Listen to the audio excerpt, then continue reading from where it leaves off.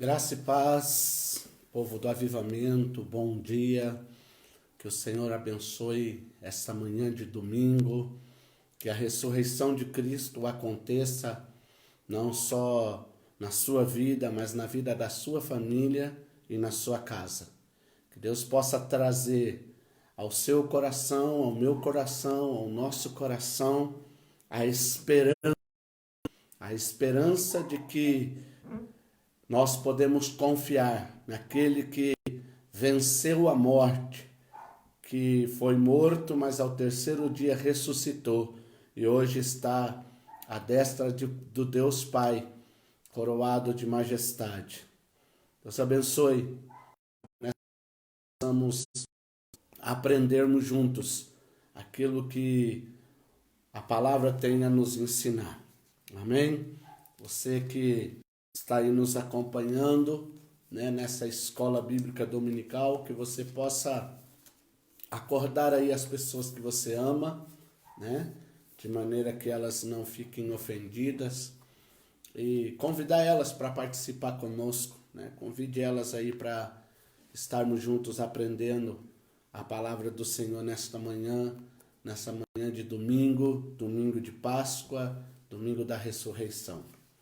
Eu quero, nesta manhã, compartilhar com vocês algo que Deus tem colocado no meu coração, e eu quero que você que está aí me vendo pelo Facebook, me vendo pelo Instagram, possa ter em mãos um papel acerca, do assunto que nós vamos estar ministrando nessa manhã. Amém?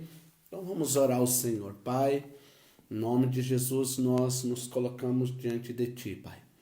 Eu te peço, Senhor, neste momento, que o Espírito do Senhor, o Espírito que nos traz sabedoria, nos traz inteligência, nos traz conhecimento e graça, que esse Espírito possa revelar a Tua palavra, trazendo entendimento dela para este dia.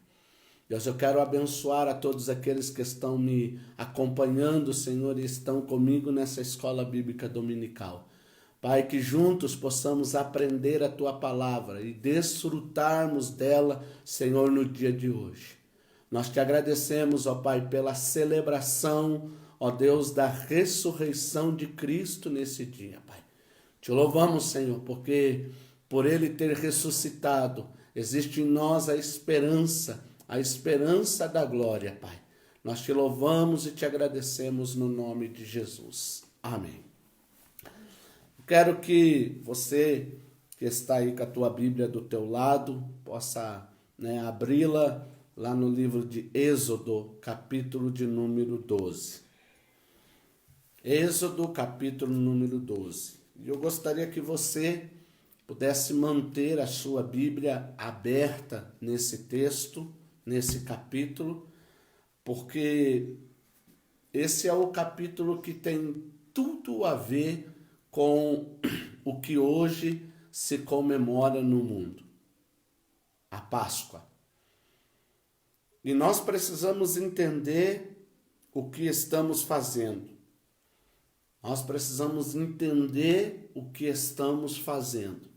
Nós não podemos fazer por apenas fazer. Nós não podemos fazer porque todo mundo faz. Nós precisamos entender. O entendimento daquilo que nós fazemos é essencial. Poderia dizer, é crucial para que o que nós fazemos tenha o efeito que ele deve ter. Quando a gente faz algo sem entender, nós fazemos porque os outros estão fazendo, ou fazemos simplesmente por fazermos, e não existe um entendimento, não existe a certeza. E se alguém chegar e disser que nós estamos errados, nós acabamos que pendendo para o lado que a pessoa vai, na verdade, nos levar. Então, eu quero começar essa escola bíblica dominical antes mesmo de nós lermos esse capítulo, porque é o capítulo todo, e nós vamos ler alguns versículos, eu quero que você pense um pouquinho e me responda. Eu quero te fazer uma pergunta. E a pergunta é essa: alguém sabe o porquê de Jesus ter morrido na época da celebração da Páscoa? Alguém sabe por que nós comemoramos nesse domingo a Páscoa, a ressurreição de Jesus? Alguém sabe por que Jesus morreu exatamente nessa época? Você pode responder, né? A Ana está aí, e com certeza ela vai dizer, fulano disse que é por causa disso, ciclano disse que é por causa disso, beltrano disse por causa disso. Então eu gostaria que você interagisse comigo aí, né? Que você possa me ajudar. Nós queremos aprender nesta manhã. Por que Jesus não morreu, por exemplo, né, no Natal? Por que Jesus não morreu na festa de Pentecostes? Por que Jesus não morreu na festa de Sucá, né, dos tabernáculos? Por que Jesus ele não morreu e não ressuscitou em outra data? Por que Páscoa?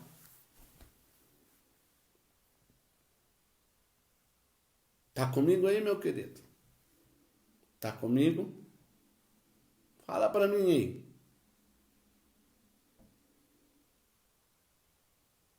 Bom, queridos, nós precisamos entender. Nós precisamos entender. Nós não podemos, né, celebrarmos algo do qual nós não temos entendimento. Muitas pessoas, elas celebram algo ou celebram as coisas sem entender, né? Fazem simplesmente por fazer. Fazem porque os outros estão fazendo, então eu tenho que fazer. Olha, hoje é domingo de Páscoa, então é domingo de Páscoa. Nós temos que ter um entendimento do porquê nós estamos fazendo as coisas.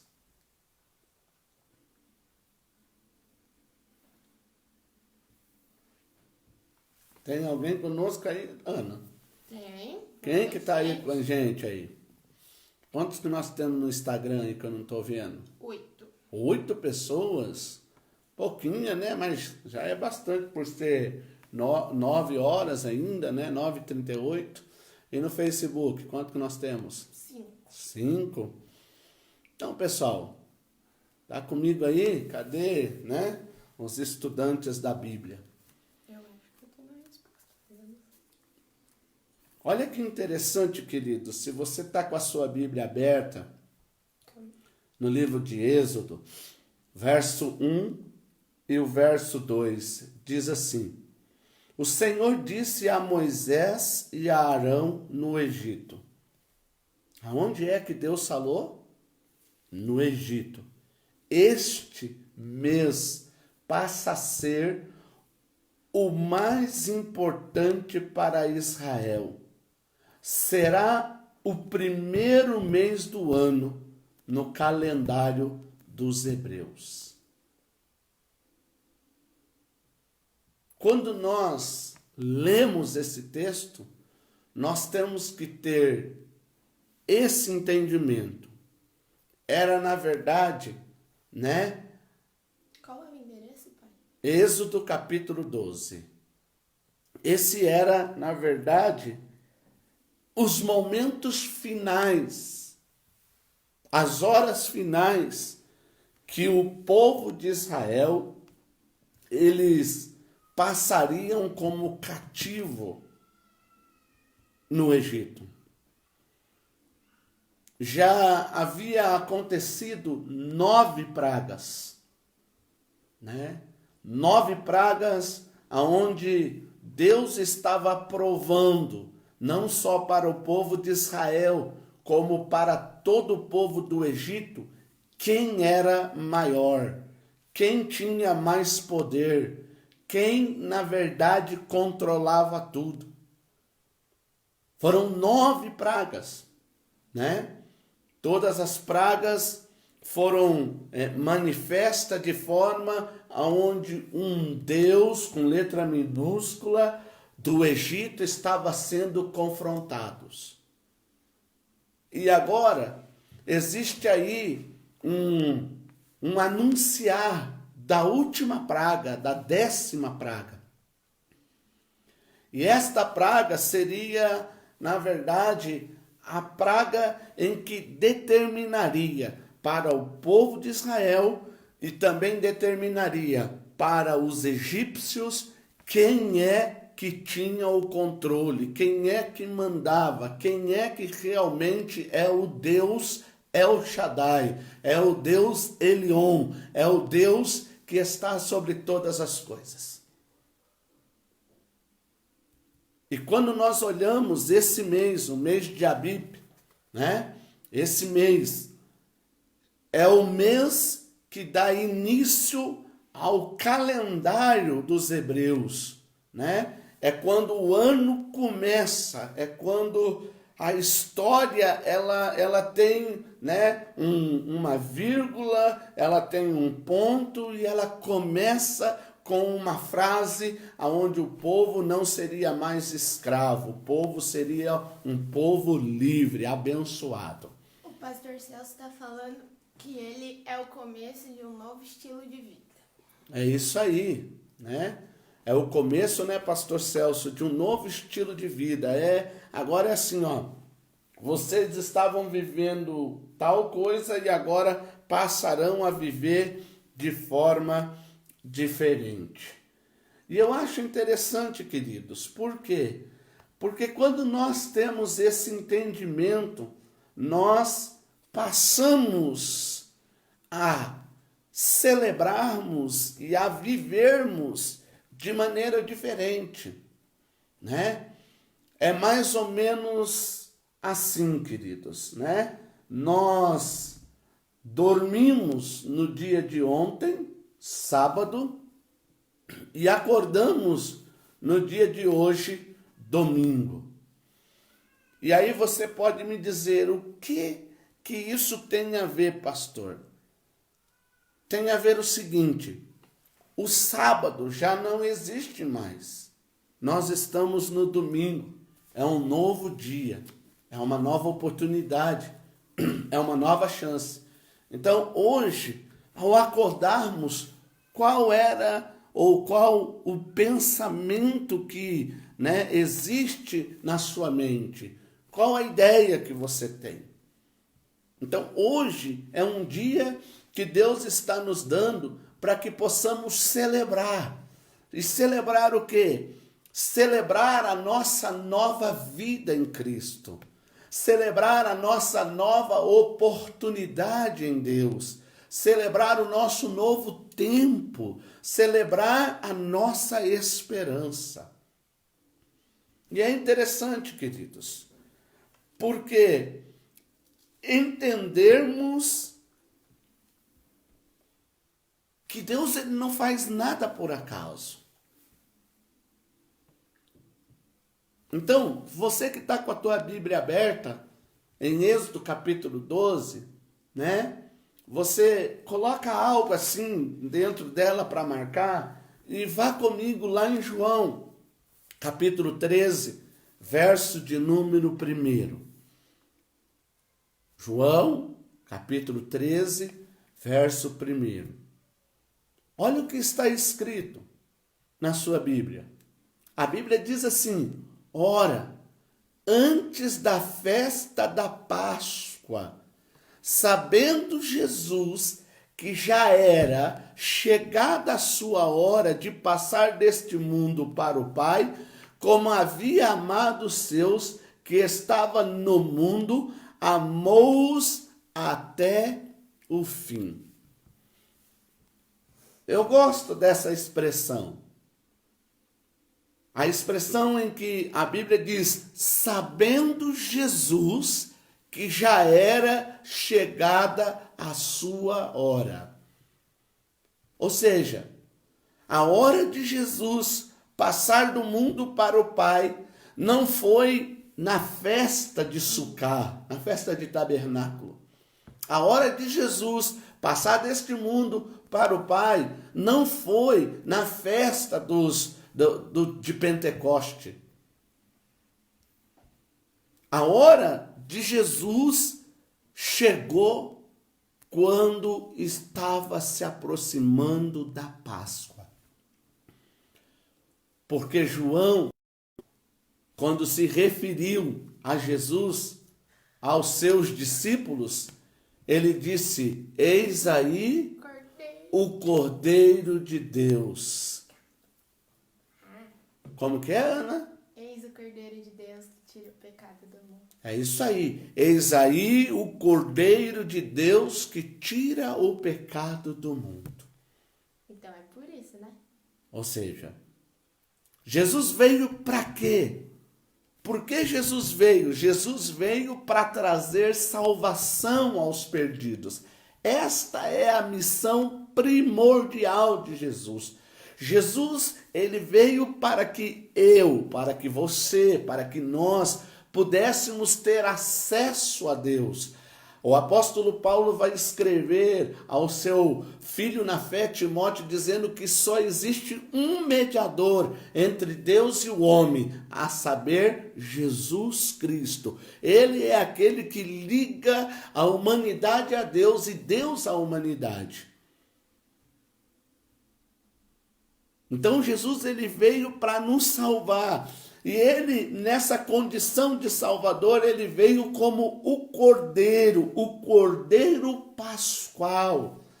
Porque lá no livro de Êxodo, capítulo 12, nós vamos ver na instituição desta festa, que é a festa que marcou a história, que fez com que o calendário dos judeus se alterasse, ou seja, ali começava o novo tempo, ali começava o novo ano. Esta festa, ela tinha o seu ritual, a sua liturgia, a sua forma. E uma das coisas que faziam parte desta festa era o sacrifício de um cordeiro. Por isso Jesus, ele é o cordeiro que tira o pecado do mundo.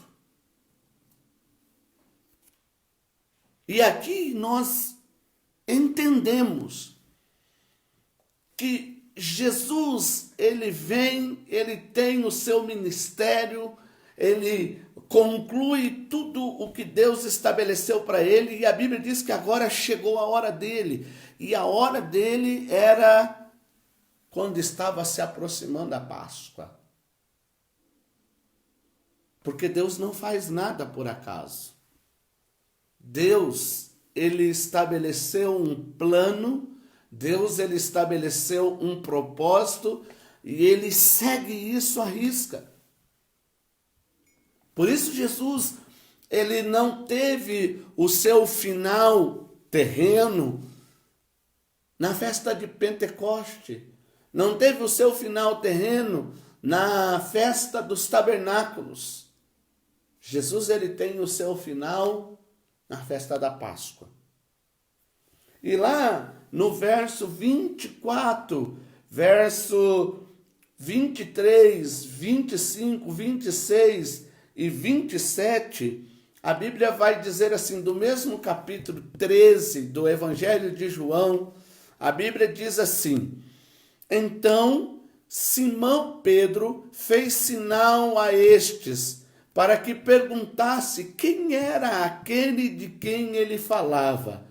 E inclinando-se ele sobre o peito de Jesus, disse-lhe: Senhor, quem é? Essa pergunta está sendo feita porque Jesus diz que tem alguém que vai traí-lo. Tem alguém que vai fazer o papel que precisa ser feito para que as coisas que Deus estabeleceu aconteçam. E Jesus, no verso 26, respondeu: é aquele a quem eu der o bocado molhado. E molhando o bocado, o deu a Judas Iscariotes, filho de Simão. E após o bocado, entrou nele Satanás. Disse-lhe, pois, Jesus: o que fazes, faze-o depressa. Jesus está dizendo assim, olha, para Judas: Judas, o que você tem que fazer, faça depressa. E o que é que Judas, na verdade, ia fazer? Judas ia, na verdade, estabelecer com as pessoas, autoridades da época, a forma como eles iria entregar Jesus. A forma como ele, na verdade, mostraria para as pessoas quem era Jesus ali no meio daqueles discípulos. E nós conhecemos a história. Jesus ele é preso, Jesus ele é levado diante das autoridades e Jesus ele é crucificado. Jesus morre, Jesus é colocado no sepulcro e a Bíblia diz que na manhã do primeiro dia Jesus ressuscita. E hoje nós celebramos essa festa, a festa da Páscoa. Celebramos a ressurreição de Jesus. Celebramos aquilo que muitas pessoas não têm um entendimento. Celebramos a nossa esperança.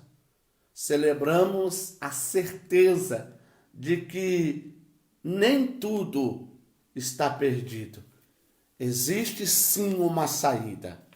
Existe sim uma esperança. E eu gosto disso, porque tudo isso acontece na Páscoa. Tudo isso acontece na Páscoa. Então, Páscoa mostra para nós que Deus não trabalha e nem age por acaso. Deus se move por propósito. Deus se move por propósito. E isso é muito importante para mim, isso é muito importante para você. Porque nós vivemos em um país onde muitas pessoas vivem de maneira que eles não têm um propósito, de que eles não têm um projeto de vida. Quantas pessoas que nesta manhã, ao acordar, não têm o seu dia programado? Levantou pela manhã, lavou o seu rosto, tomou o seu café e não tem nada programado. Não sabe o que vai fazer, não sabe como que vai acontecer o seu dia. Quantas pessoas que não sabem como é que vai acontecer sua semana. Quantas pessoas que não sabem como é que vai acontecer o seu mês. Quantas pessoas que não sabem como é que vai ser o ano. E talvez alguém possa me dizer, pastor, mas diante do ocorrido, quem é que sabe? Quem é que tem certeza? Quem é que tem programado? Eu acho interessante, queridos, porque quando nós olhamos a história da crucificação e da ressurreição de Jesus, parece que a gente consegue enxergar os dias que nós vivemos. Há uma passagem na Bíblia que fala de dois homens que estão voltando de Jerusalém e estão indo para Emaús. E eles estão conversando.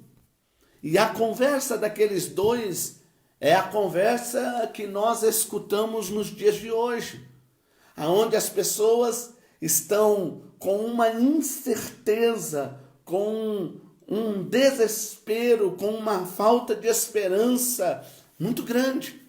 E eles estavam lá, desanimados, cabisbaixo, porque eles tinham depositado toda a esperança em Jesus. E olha que eles também já tinham ouvido falar de alguém que contou que Jesus tinha ressuscitado, mas para eles essa mensagem não fez nenhum efeito no coração deles. Eles continuavam com o seu coração entristecido, eles continuavam com o seu coração, na verdade, apertado, porque por mais que alguém disse que Jesus havia ressuscitado, eles não tinham visto. Então, para eles, era meio incerto.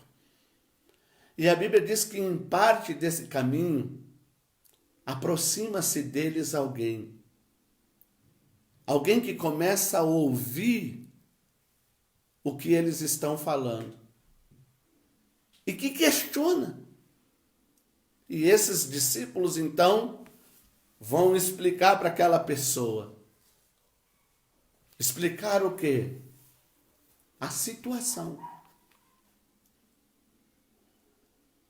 E sabe uma coisa que eu aprendo aqui? É que você não precisa explicar para Deus a situação. Deus, Ele sabe o que nós passamos. Você precisa ter os seus olhos abertos, os seus ouvidos aguçados, para que você perceba que existe esperança, para que você, ao escutar, entenda que existe sim algo para a sua vida. E Jesus, então, começa a conversar e a mostrar para eles que já havia algo dito na lei, já havia algo dito nos profetas, já havia algo dito nos salmos. Jesus começa a explicar para eles que não aconteceu por acaso, que aquilo ali tinha um plano de Deus estabelecido, e é difícil nós entendermos que Deus tem plano até quando as coisas não estão saindo conforme nós planejamos. É difícil nós entendermos que Deus tem um plano mesmo quando o caos assola as nossas vidas e família. Eles convidam Jesus, Jesus entra, Jesus vai celebrar a ceia, parte o pão, entrega para eles e logo deixa eles. E quando Jesus os deixa, um olha para o outro e diz assim: por acaso, quando ele falava e quando ele partiu, não nos ardia o coração?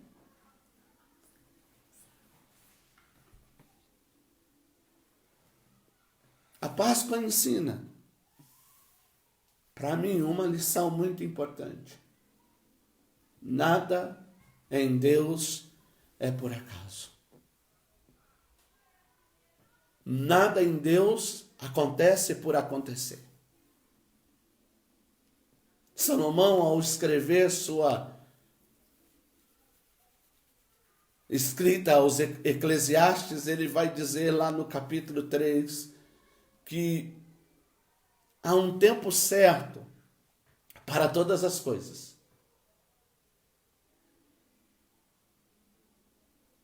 Há um tempo certo. E Jesus, ele vem e ele tem no seu ministério terreno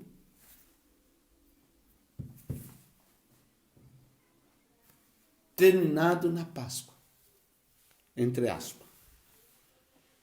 Então, debaixo desse entendimento e fazendo essa leitura, vamos entender o significado dessa Páscoa ou dessa festa. Se você voltar lá no livro de Êxodo, no capítulo 12,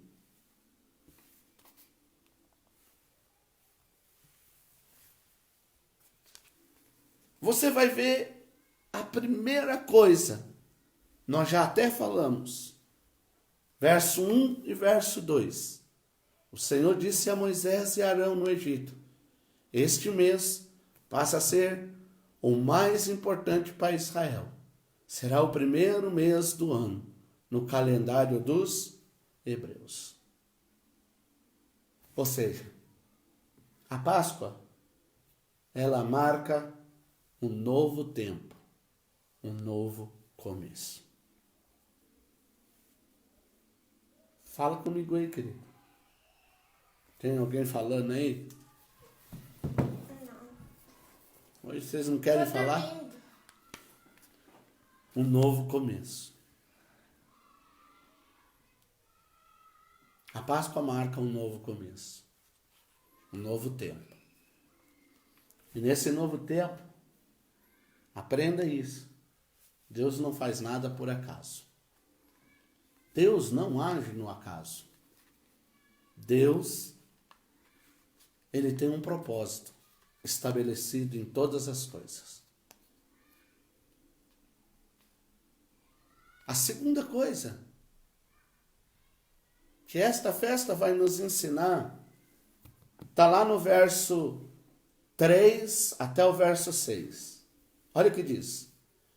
Reúna toda a comunidade de Israel e diga: no 10º dia desse mês, cada um vai pegar um cordeiro dentro dos grupos de famílias. Terá de ser um cordeiro para cada família. Se uma família for pequena demais para um cordeiro, ela convidará o seu vizinho mais próximo. E é só calcular quantas pessoas bastam para comer um cordeiro. O cordeiro deverá ser sem defeito, macho de 1 ano. Em vez de cordeiro, pode ser um cabrito.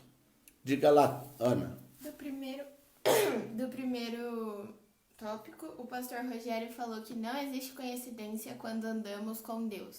Tudo tem um propósito. É isso aí, pastor Rogério. Não existe coincidência, né? Existe sim cristocidência. Essa é a verdade. Muito obrigado, pastor. Que bom que o senhor está acompanhando aí. Então, nós precisamos entender. E debaixo desse entendimento, fazendo essa leitura de que nada acontece por um acaso, e que Jesus ele veio e a sua morte, a sua ressurreição acontece justamente na Páscoa, porque isso tem um propósito de Deus. E dentro desse propósito de Deus, nós entendemos isso. Primeiro significado, a Páscoa marca um novo tempo. Um novo tempo. E aí você que está vivendo esses dias, eu tenho falado comigo mesmo que eu não quero mais ficar comentando sobre isso, mas não tem como fugirmos. Você que está aí no isolamento social, nessa quarentena, enfim, você que está vivendo esse tempo e que a maioria tem, compartilhado, que Deus tem trabalhado, Deus tem falado, quando você sair, quando essa situação ela acabar, ela mudar, qual vai ser o seu estilo de vida?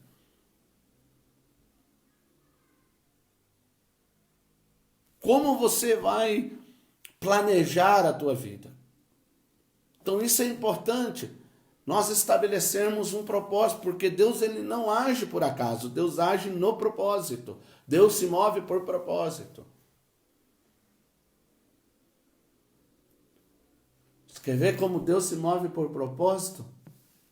Quando você pega a Bíblia lá no livro de Josué, quando Deus vai estabelecer a derrota de Jerusalém. Deus chega para Josué e diz para Josué o seguinte: Josué, você vai pegar o povo, você vai colocar na frente os sacerdotes. E você vai fazer o seguinte: durante 7 dias você vai dar voltas em torno da muralha.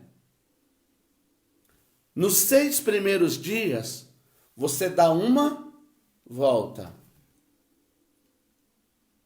No 7º dia, você vai dar 7 voltas.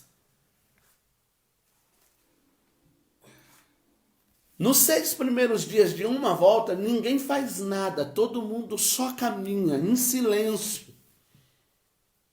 No 7º dia, nas 6 primeiras voltas, ninguém fala nada, todo mundo fica quieto. Na 7ª volta do 7º dia, toque a trombeta e as muralhas caem. Pergunta: para que tudo isso? Deus não poderia derrubar na primeira volta do primeiro dia? Deus não precisava nem dar volta para derrubar. Mas o que Deus quer estabelecer é mostrar para o homem que ele é um ser organizado. Ele é um ser que age de maneira programada, ou seja, nele não existe acaso, como diz o pastor Rogério, como também, irmãos, não existe, uma coisa sem programação. Deus é um Deus programado.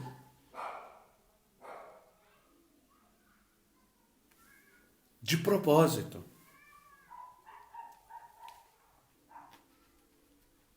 E é por isso que nós precisamos estabelecer nesse novo tempo propósitos, projetos e caminharmos debaixo disso.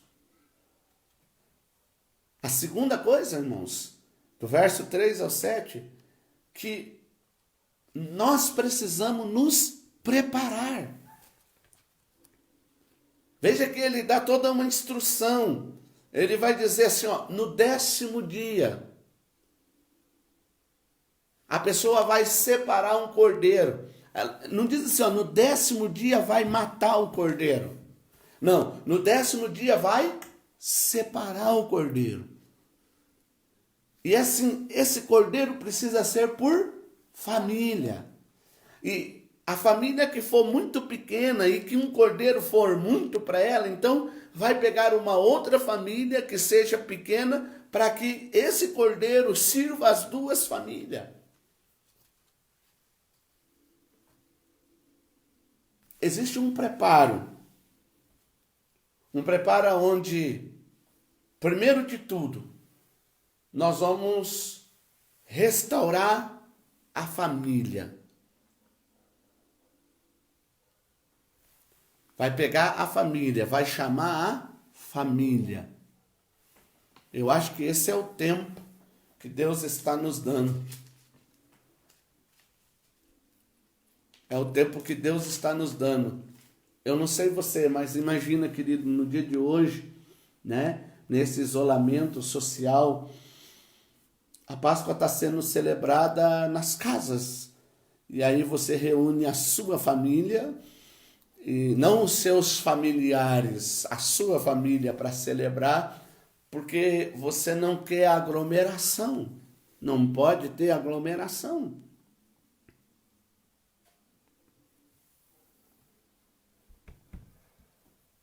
Então, famílias grandes eram elas e elas. Famílias pequenas eram elas e mais alguém que também não fosse tão grande, pequena. Então você vai ver nesse preparo a união da família, o ajuntamento das famílias, e você vai ver o seguinte, verso 6.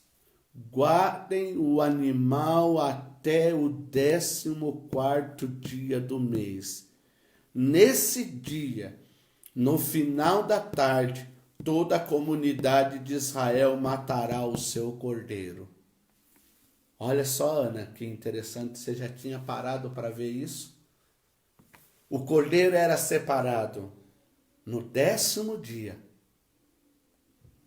mas só poderia ser morto na tarde do 14º dia.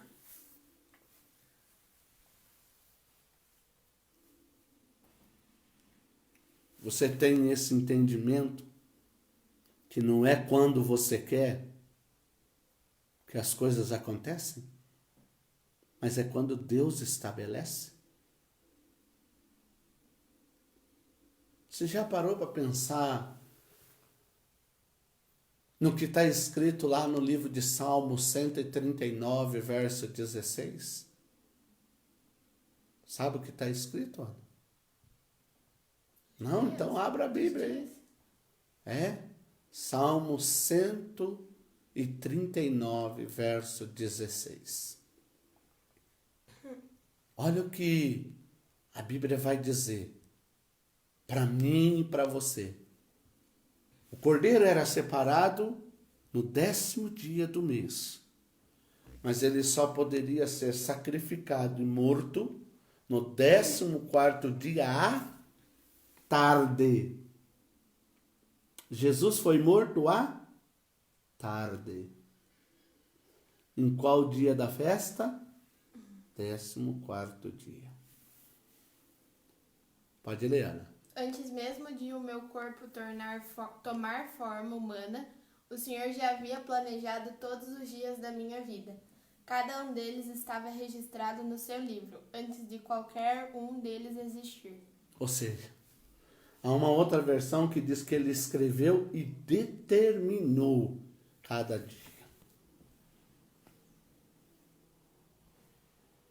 Sabe qual é o nosso problema, igreja? É que nós queremos que Deus faça as coisas no nosso tempo, quando a gente quer. É assim que a gente faz com Deus. Quando a gente quer, a gente ora. Quando a gente quer, a gente lê a Bíblia. Quando a gente quer, a gente vai na igreja. E quando a gente não quer? Quando a gente não quer, a gente não quer.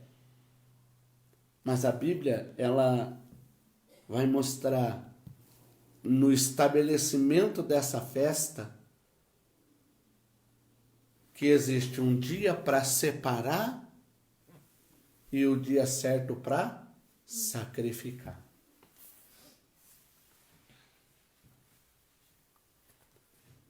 Se separa no 10º dia.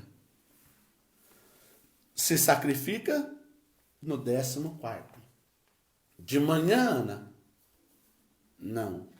À tarde.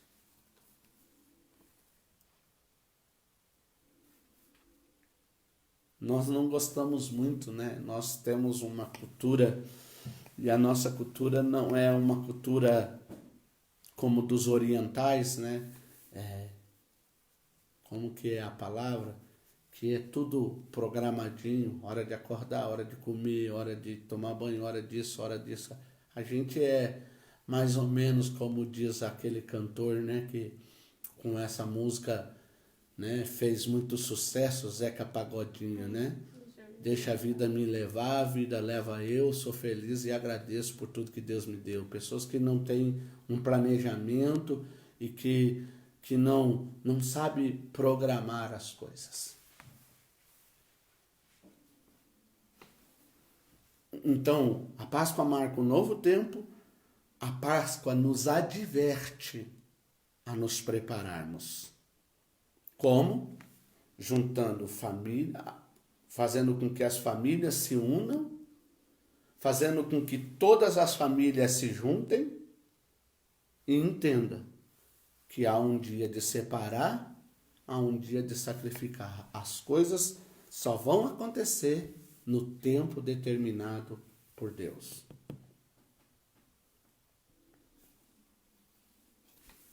Terceiro, verso de número 11, 12 e 13. Está comigo aí, querido? Se eu estiver sendo muito rápido, dá um sinal aí, grita aí, por favor. A Bíblia diz assim: ao comerem, estejam preparados para sair, já vestidos, sandálias nos pés e cajado na mão. Comam depressa, essa é a Páscoa do Senhor. Naquela mesma noite, passarei pela terra do Egito e matarei todos os filhos mais velhos, tanto dos homens como dos animais.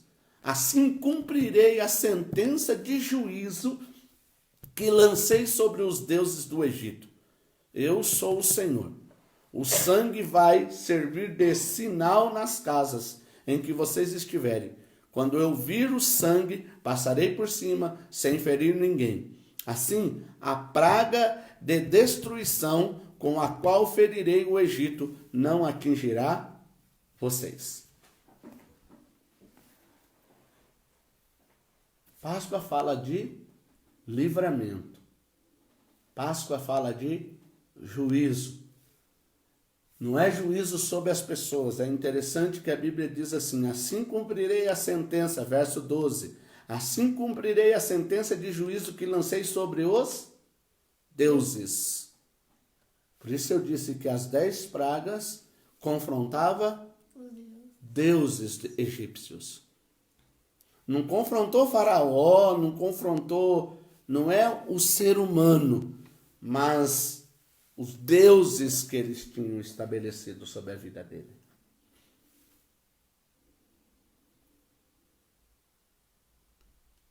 E aqui está algo interessante, irmãos, porque a Páscoa fala de livramento.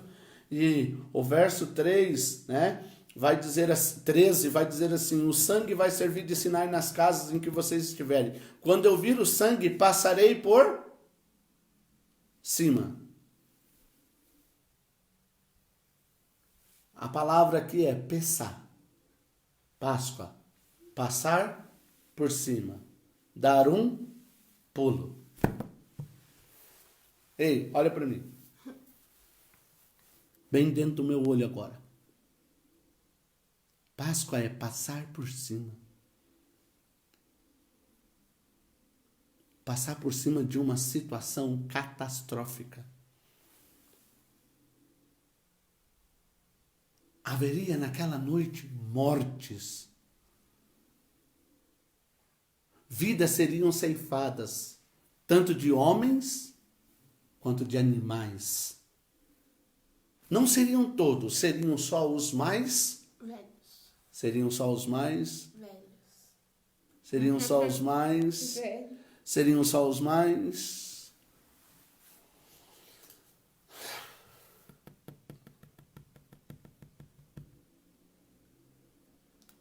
Eu não disse o que você pensou. Mas seria só os mais velhos. Mas na casa onde estivesse a marca do sangue, Passava por cima. Passava por cima. Pessá. Páscoa. Páscoa. Páscoa. Passa por cima.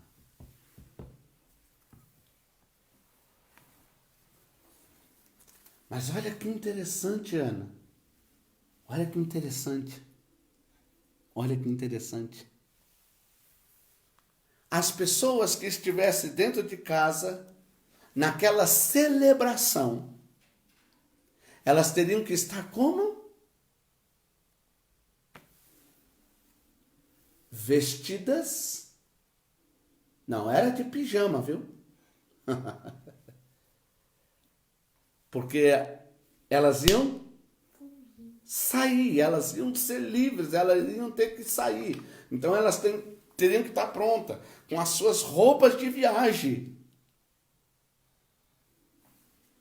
Teriam que estar com as suas sandálias calçadas. Não poderiam estar descalças, de chinelo, não, com as sandálias. E tinham que estar com o cajado na mão. E tinham que comer rápido, depressa.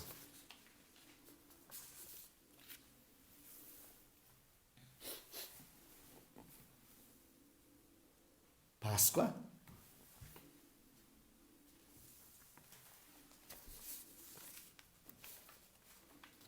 Mostra um novo tempo, nos adverte a nos prepararmos E esse preparo envolve a minha família,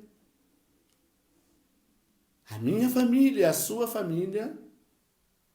E esse preparo envolve entendermos que há um dia em que se separa o cordeiro e outro dia em que se sacrifica o cordeiro.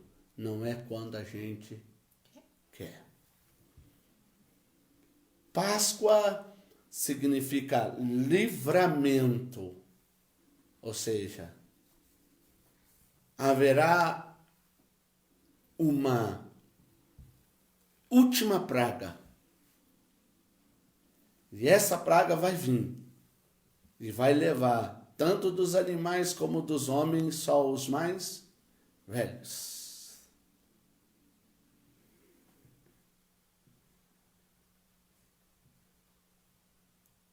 Só os mais velhos. E as pessoas que estivessem dentro da casa onde o sangue estava passado, nem os mais velhos iriam. Mas essas pessoas teriam que estar vestidas, com sandália nos pés e com o cajado nas mãos. E eu quero terminar. Verso 14 até o 20. Eu não vou ler todo, mas eu vou ler só o 14. Esse dia será um memorial que vocês e os seus descendentes celebrarão como festa ao Senhor. Esta celebração é uma lei permanente.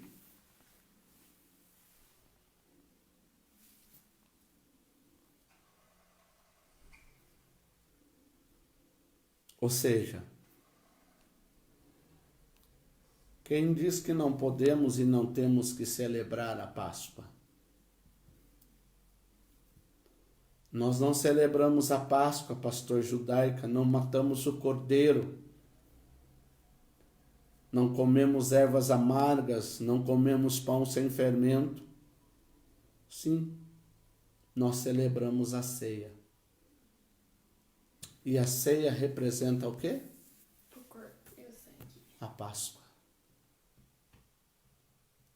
Cordeiro pascual que tira o pecado do mundo. Jesus. Ele é a nossa Páscoa. Ele é o nosso Pessá. Verso 42 do capítulo 12 diz: Por isso, a noite desse dia ficou marcada para sempre na história de Israel, porque foi nessa noite que o Senhor tirou o seu povo do Egito. Esta é a noite do Senhor. Deve ser comemorada por todos os israelitas, por todas as suas gerações.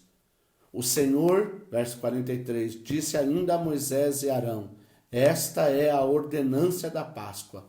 Nenhum estrangeiro poderá comê-la. Só aqueles que têm entendimento, que fizeram a leitura correta. Nesta manhã de domingo, domingo de Páscoa, eu convido você a celebrar a Páscoa durante todo esse dia. E à noite, às 18 horas, eu quero fazer um desafio para você. Prepare uma mesa. Prepare uma mesa. Coloque sobre essa mesa o que você quiser. Desde que tenha dentro, em cima dessa mesa, 2 elementos: o pão e o cálice. Porque hoje, no nosso culto das 18 horas, logo após a palavra que eu vou ministrar, nós vamos celebrar a ceia do Senhor. E junto com essa ceia, você tem que ter esse entendimento. Que existe uma outra festa que era junto no Novo Testamento, quando Paulo vai explicar lá em Coríntios, que era a festa do ágape, a festa da comunhão. É por isso que na nossa mesa na igreja, para quem não entende, não tem só o suco e o pão. Existem outras guloseimas que depois que nós participamos do pão e do suco, a gente convida os irmãos a comerem, a celebrar a festa ágape. Porque a Páscoa estabeleceu essa festa, que as famílias se juntassem e celebrassem. Nós queremos orar. Eu vou pedir para Ana fazer essa oração. Você não vai estar vendo porque ela está do outro lado da câmera. Mas oremos ao Senhor. Senhor Jesus, muito obrigada, Pai, pelo dia de hoje. Obrigada, Senhor, porque nós podemos comemorar, Pai, a sua ressurreição. E por causa disso nós podemos crer, Senhor, Obrigado, que existe um amanhã que está preparado para nós de maneira grandiosa. Que o Senhor possa, Pai, ficar conosco, que saibamos e entendamos o significado real da Páscoa e que possamos, Deus. Senhor, comemorar o Cordeiro que tirou os nossos pecados e nos deu a salvação. Aleluia. Que o Senhor possa ficar conosco ao longo desse dia, abençoando, Senhor, a vida de cada um. E que à noite, Pai, nós podemos celebrar, mesmo distante, com comunhão, o seu corpo, Pai. Que o Senhor fique presente nas nossas vidas. Obrigada, Senhor, pela sua morte. Obrigada, Senhor, porque o Senhor nos salvou. E através de Ti, Senhor, nós temos a vida. Que o Senhor, Pai, faça o seu querer nas nossas vidas e fique conosco, Pai, em nome de Jesus. Amém. Amém. Que Deus te abençoe. Obrigado a você que me acompanhou pelo Instagram, você que me acompanhou pelo Facebook. E eu te espero. Hoje à noite, às 18 horas, nós estaremos ali no templo da igreja, celebrando ao Senhor. E após a palavra, nós estaremos ministrando a ceia do Senhor. Eu espero que você, na sua casa, prepare a sua mesa para que comamos juntos e desfrutamos dessa comunhão em nome de Jesus. Que Deus te abençoe em nome de Jesus. Amém.